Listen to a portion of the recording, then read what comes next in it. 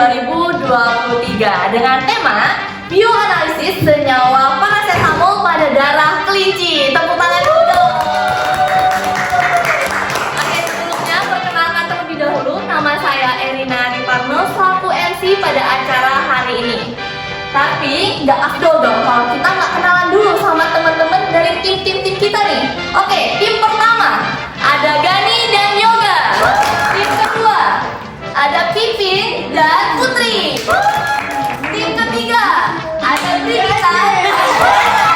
Oke, di sini saya akan membicarakan mengenai peraturannya yang pastinya sangat sederhana dan gampang banget. Dimana ketika teman-teman bisa menjawab pertanyaannya, langsung aja untuk angkat tangan dan sebutkan dari tim mana. Dapat dimengerti? Mengerti. Oke, karena teman-teman semuanya udah mengerti, langsung aja kita mulai untuk lomba cerdas cermatnya. Pertanyaan pertama, apa pengertian bioanalisis dan fungsinya? Tim 1. Baik, tim 1 dipersilakan. Jadi bioanalisis adalah metode analisis obat utuh dan atau cairan metabolitnya dalam cairan hayati atau sampel biologis. Cairan hayati yang dapat digunakan adalah saliva, darah, urin, keringat, dan cairan hayati lainnya. Lalu, fungsi dari metode bioanalisis ini tuh apa sih? Fungsi dari metode bioanalisis obat dalam cairan hayati adalah untuk mengetahui seberapa besar kadar obat yang masuk ke dalam darah yang dapat memberikan efek terapi. Nah, pada praktikum kali ini dilakukan bioanalisis paracetamol untuk mengetahui seberapa besar sih kadar paracetamol yang dapat masuk ke dalam darah kelinci dan dapat memberikan efek terapi. Pertanyaan kedua, jelaskan farmakokinetik paracetamol. Tim 2. Baik, tim 2 dipersilakan. Paracetamol diabsorpsi cepat dan sempurna melalui saluran cerna yang mana konsentrasi tertinggi dalam plasma dicapai dalam waktu setengah jam dan waktu paruh plasma antara 1-3 jam. Paracetamol dimetabolisme di hati di mana metabolit utamanya adalah konjugat sulfat dan glukuronida. Nah, dari farmakokinetika paracetamol, kita dapat mengkaji aturan dosis yang tepat, durasi paracetamol, dan juga besarnya efek farmakodinamika paracetamol, baik efek yang diharapkan maupun yang tidak diharapkan. Siap-siap teman-teman, pertanyaan ketiga, jelaskan langkah bioanalisis setelah plasma telah terbentuk. Tim 3. Baik, tim 3 dipersilakan. Setelah mendapatkan plasma darah, kita akan membuat larutan seri standar paracetamol yang berasal dari larutan stok paracetamol 1000 ppm. Larutan stok paracetamol 1000 ppm dibuat dengan cara menimbang lebih kurang seksama 100 mg paracetamol. Kemudian paracetamol dilarutkan sedikit dengan menggunakan etanol karena sifatnya yang sukar larut dalam air. Setelah sudah larut, kita masukkan paracetamol yang sudah larut ke dalam labu ukur 100 ml, kemudian add aquades hingga tanda batas. Yang kedua, pembuatan seri kadar paracetamol. Sebanyak 0,5, 1, 2, 3, 4, 5, dan 6 mili larutan stok paracetamol dimasukkan ke dalam labu takar 10 mili. Kemudian diencerkan dengan aquades sampai tanda sehingga diperoleh larutan paracetamol dengan kadar 50, 100, 200, 300, 400, 500, 600 mikrogram per mililiter. Pertanyaan keempat, apa tujuan dari validasi metode? Kemudian untuk apa perlu penentuan operating time dan lambda maksimal? Tim 1. Baik, tim 1 dipersilahkan. Validasi metode dilakukan untuk membuktikan bahwa parameter-parameter yang ditetapkan telah terpenuhi, sehingga hasil analisis yang diperoleh sesuai dengan harapan. Operating time bertujuan untuk mendapatkan waktu yang dibutuhkan suatu senyawa untuk bereaksi dengan senyawa lain, sehingga terbentuk senyawa produk yang stabil. Kestabilan senyawa produk diketahui dengan teramatinya nilai absorbansi yang tetap sebelum turun kembali. Sedangkan penentuan lambda max bertujuan untuk mendapatkan panjang gelombang optimum yang menghasilkan absorbansi tertinggi, di mana tingginya absorbansi mengartikan hasil yang optimal. Pertanyaan kelima, jelaskan langkah penentuan OT dan panjang gelombangnya. Tim 2. Baik, tim 2 dipersilahkan.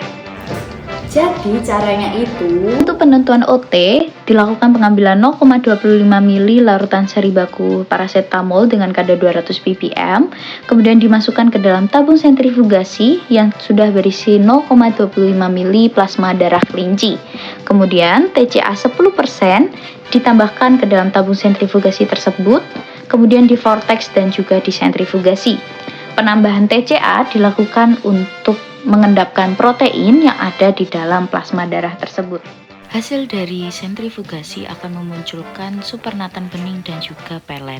Di sini yang diambil hanyalah supernatan bening yang mana diambil sebanyak 1 ml kemudian dimasukkan ke dalam labu takar 10 ml. Kemudian secara berturut-turut ditambahkan 0,5 ml HCl6N dan juga 1 ml natrium nitrit 10%. Kemudian diletakkan di baskom yang sudah berisi es dan diperlakukan OT selama 5 menit, 10 menit, 15 menit, 20 menit, dan juga 30 menit. Kemudian dilakukan penambahan asam sulfamat 15% sebanyak 1 ml, ditambahkan NaOH 10% sebanyak 5 ml, dan juga Aquades hingga tanda batas. Kemudian dilakukan degasi 5 menit, kemudian serapannya dibaca menggunakan spektrofisibel pada panjang gelombang 430 nanometer. Untuk penentuan panjang gelombang maksimum dilakukan sama pada larutan seri baku paracetamol dengan kadar 150, 200, dan juga 250 ppm pada panjang gelombang 380 hingga 480 nanometer. Pertanyaan ke-6. Apa tujuan dilakukannya linearitas dan bagaimana cara penentuannya? Tim 3. Baik, tim 3 dipersilakan. Jadi linearitas merupakan suatu metode yang digunakan untuk mengetahui korelasi antara konsentrasi dengan absorbansi yang didapatkan melalui hasil korelasi linear yang mendekati 1. Nah, caranya itu dengan cara membuat kurva baku dengan formula X, yaitu konsentrasi larutan, dan Y yang merupakan hasil absorbansi yang kita dapatkan dari hasil spektrofotometer UV. Pertanyaan terakhir teman-teman, mohon untuk disimak. Apa perbedaan akurasi dan presisi? tim 2. Baik, tim 2 dipersilakan. Akurasi dilakukan untuk mengetahui metode analisis yang dilakukan dapat menghasilkan nilai perolehan kembali atau percent recovery yang menunjukkan derajat kedekatan hasil analis dengan kadar analit yang sebenarnya, di mana rumus percent recovery adalah percent recovery sama dengan konsentrasi hasil pengukuran dibagi konsentrasi sebenarnya dikali 100%. Parameter percent recovery yang baik yaitu 80-115%. Sementara itu, presisi dilakukan untuk melihat kedekatan antara hasil analisis apabila dilakukan oleh analis yang sama dengan waktu yang berbeda. Presisi dinyatakan sebagai standar deviasi atau relatif standar deviasi, atau yang juga sering disebut persen RSD, atau juga sering disebut kesalahan acak yang dapat dihitung dengan menggunakan rumus RSD sama dengan SD dibagi rata-rata dikali 100%, di mana parameter persen RSD yang baik yaitu kurang dari 2%. Pada presisi, terdapat parameter kesalahan sistematik yang menggambarkan tolak ukur inakurasi penetapan kadar dengan rumus 100 dikurang P. Wah, aku dapat merasakan nih semangat yang begitu membara dari tim-tim yang ada di sini. Oke, tapi jangan tegang teman-teman, karena sebentar lagi kita akan pengumuman juara. Tepuk tangan dulu dong. Yang perlu kalian tahu, poin kalian itu sangat sengit sekali. Jadi ditunggu saja. Sebentar, kita umumkan pemenang lomba cerdas cermat. Ding ding ding ding ding ding. Pemenangnya adalah tim 2.